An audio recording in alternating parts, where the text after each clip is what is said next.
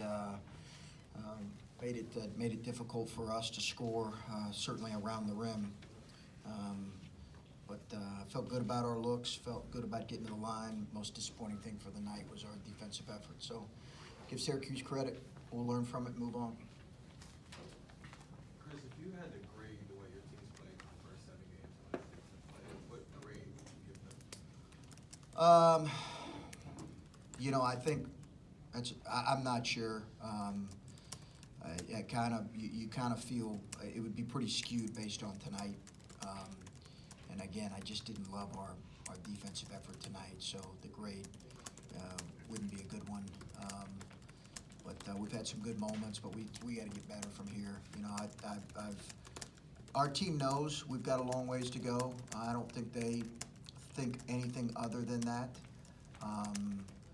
You know, I think we got beat by a better team tonight, and we need to play better, and we need to coach better, and we'll learn from it and move on. Chris, is part of the defense at all maybe frustration carrying over from the other end of the floor when it's so taxing to try to score against this team?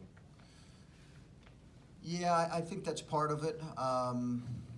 You know, even though we talked about it going into it, you know, their pace, they're really dangerous offensively, but their pace is it's really deliberate, and both offensively and defensively.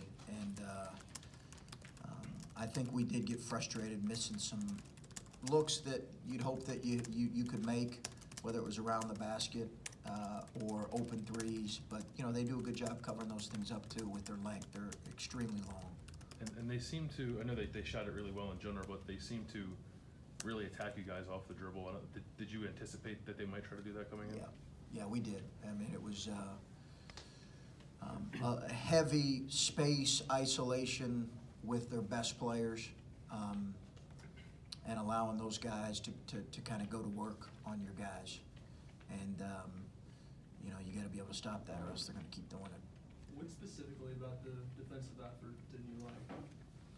Oh, I just think in general, you know, top to bottom, maybe the best thing I think our defensive rebound was okay, but I just think we just weren't as active as we needed to be, and I take responsibility for that. We have to be way more active than what we were, just way more active. Again, give them credit. They made shots.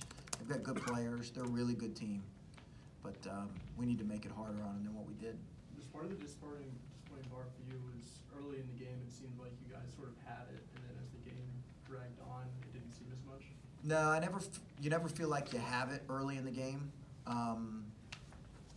because it's such a long game, and I don't think you ever feel like you have the game where you want it until it's really out of hand.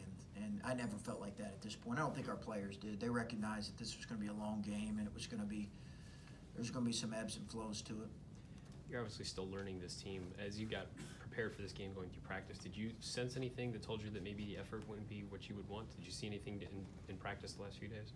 No, and I you know, defensive effort was more my frustration, because I think we did have some good effort plays in other areas, but I just think our commitment on that end, did I sense that?